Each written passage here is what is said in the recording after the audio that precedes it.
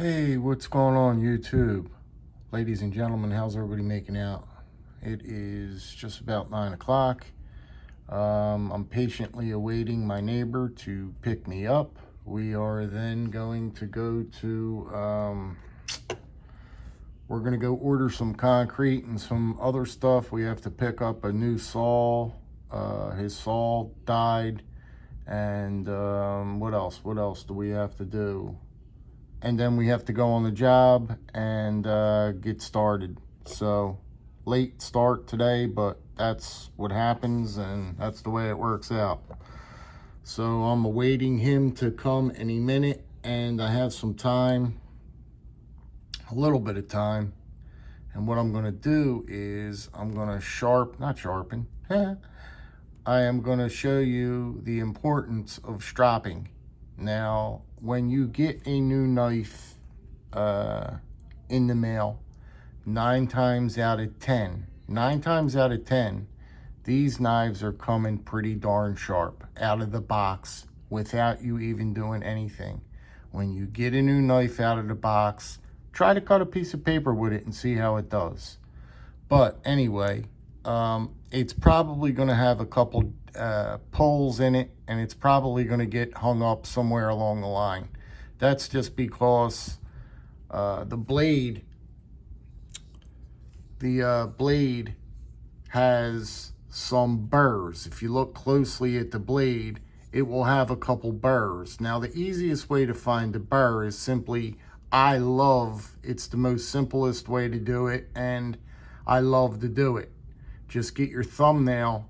I don't really even have nails, or you could use any nail. That nail is a little bit longer, and just put it on the tip and just go real slow along that edge.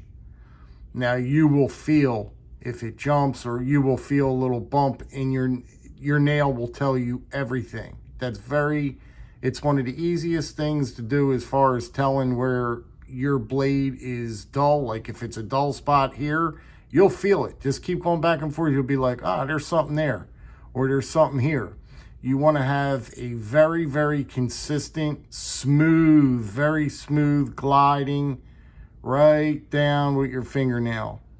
Then you want to look at it carefully with the eye. You want to make sure the bevels are even. If the bevels aren't even, well, that's a different story. You might want to just work on one end.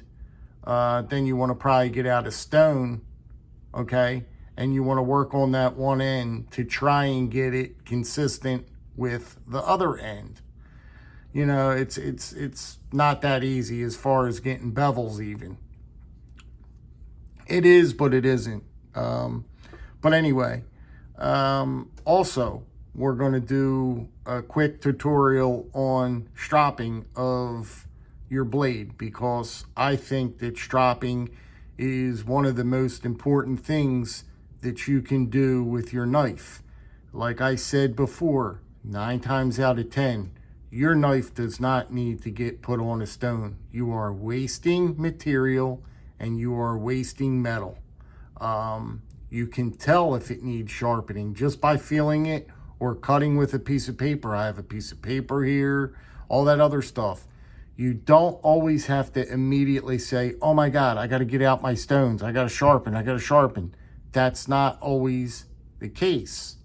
And I found out when I get these budget knives and all that other stuff, they come pretty darn sharp, and all they need is just a touch-up. And a touch-up means a nice stropping, a nice good stropping. If you're watching TV, strop your knife quite a few times. Now, there is such a thing called overstropping. I've heard that from these knives. I never knew that. Don't overstrop, and the worst thing you want to do is use a lot of pressure. When you're stropping, you want to let the weight of the blade do all the work. You are practically doing nothing except guiding that knife just like this. No pressure. You don't need any pressure, okay? If you have a good strop and your strop is loaded properly like this one is, I always make sure it's furbished or rejuvenated with mineral oil. I put it on my finger and I rub it all the way in circles, all the way like this, all the way across to the very end. And I make sure that that strop is nice and rejuvenated. You do not want to use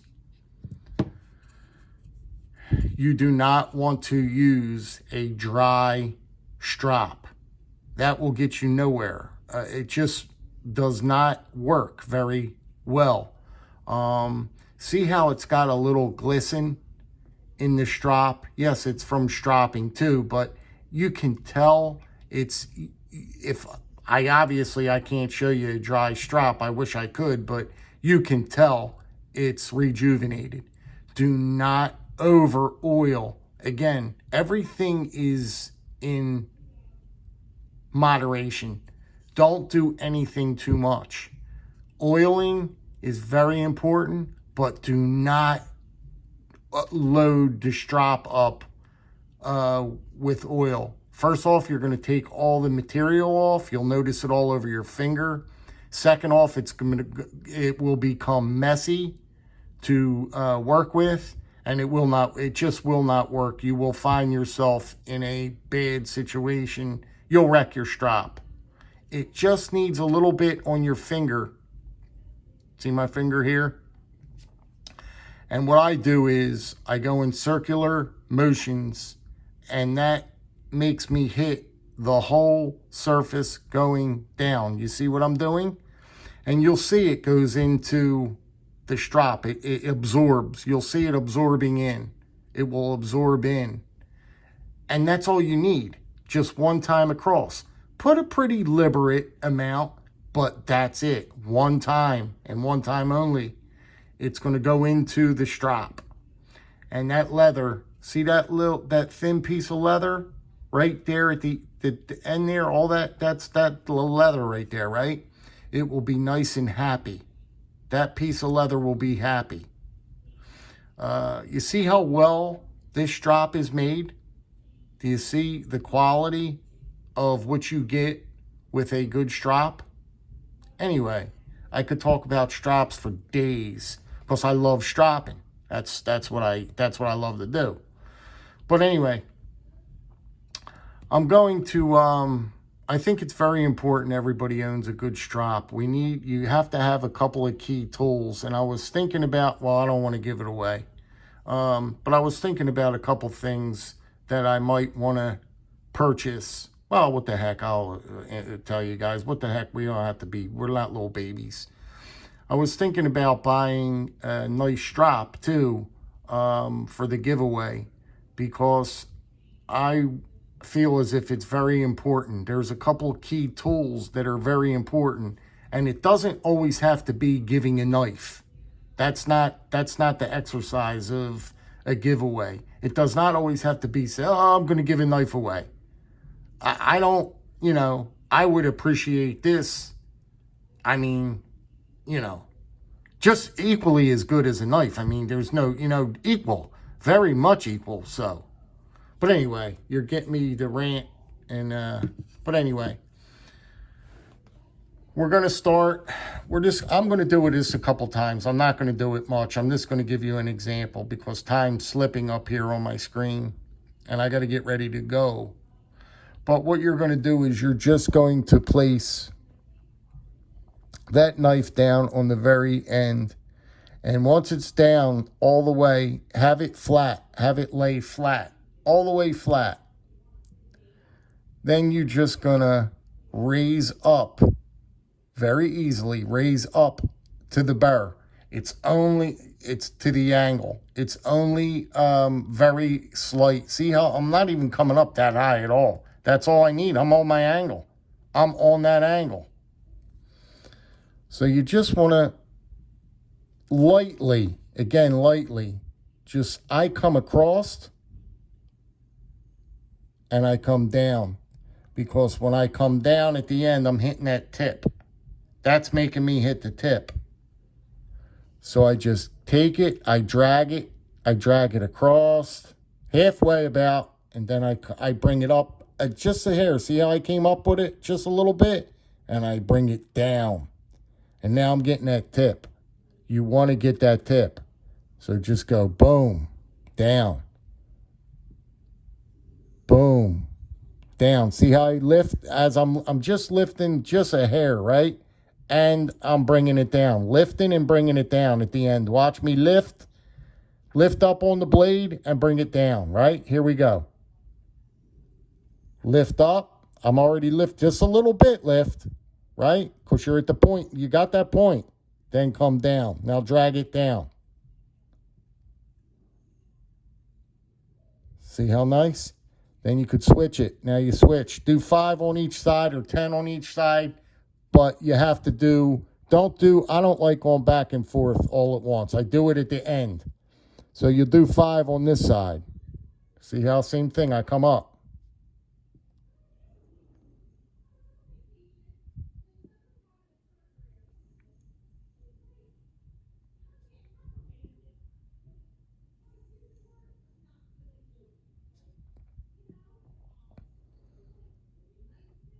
Then at the end, when you're stunned, then you go back and forth at the last time. Then you'll go like this. One time this way, then you do this way. Then you do that way, a couple times back and forth like that. Boom. Boom. That's going to knock the burr off, if there's one. Boom. Then you go like that at the very end, but not in the beginning. So let's see how we did. See if we get this stropping compound off the blade first. And you can even see, you even actually get a slight, nice little polish on it. You'll see it glisten. See it, see, you know you're hitting that. See it, see that blade, see that edge? How nice that edge is now. Let me see if I can flip it around. See, you could tell, look how nice that edge looks, right? And that was just, it doesn't take much. It happens very quickly. It happens very quickly. So let's see what happens. I can never do this in front of this camera, but we're going to try.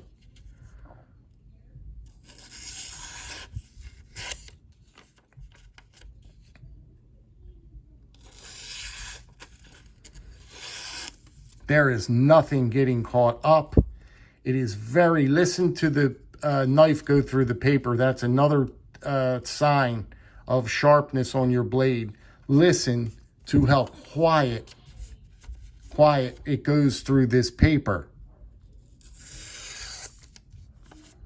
There's nothing getting hung up. It's not stopping partway through the paper anywhere where it's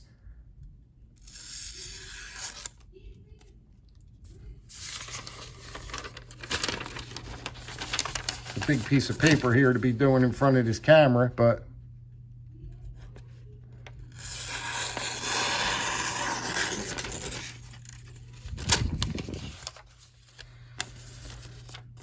ladies and gentlemen, this is what you call an extremely sharp knife. That is about as sharp. That is about as sharp as you are the normal everyday guy without going crazy for 6 hours sharpening your knife, as you're going to need your blade. Look at that. That right there, ladies and gentlemen, is a sharp, very, very scary sharp knife. And that is just done by stropping. I just stropped it just a little bit before I did turn this film on, film this. And then you saw what I did. I just went back a couple of times because, like I said, you don't need a lot. You don't need a lot, because I tell you why you don't need a lot. These knives should come sharp already. And for the most part, you know, you could test it out of the box. See how sharp it comes out of the box. Test it. But like I said, your friend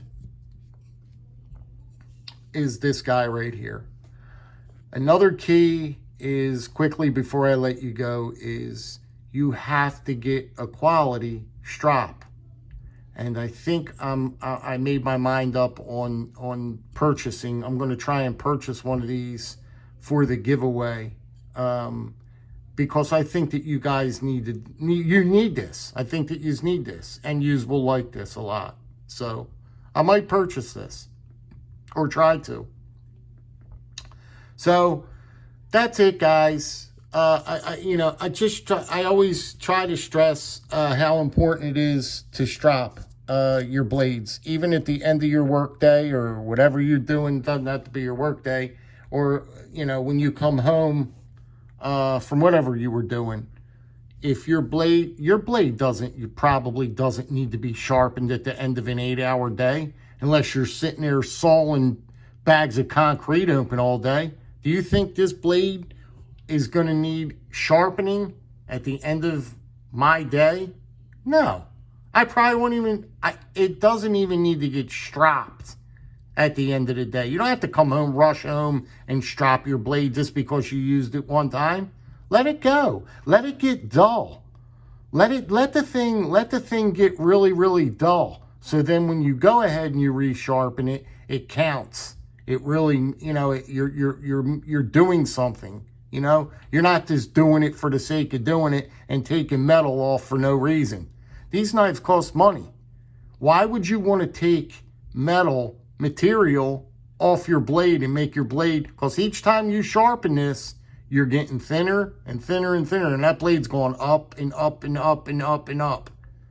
Every time you sharpen it, you're taking, a nail finger, you're taking about that. Look at that. You're taking a good, you don't think you are, but you are. After 3 or 4 sharpenings, you'll see how thin your blade starts getting. Anyway, guys, listen, be good, be well, be safe. I hope that helped you guys out just a little bit. If you can take anything at all from that, that's what I try and do. If it's just one thing you took out of that whole video and it worked for you, or whatever happened, and you thought about, that the Pete was right. I appreciate, him saying that. That's all I'm trying to do. All right, guys. I will talk to you I'll talk to you when I can, man. I'm real busy around here. I'll talk to you as soon as I can, guys. Stay well. Bye-bye.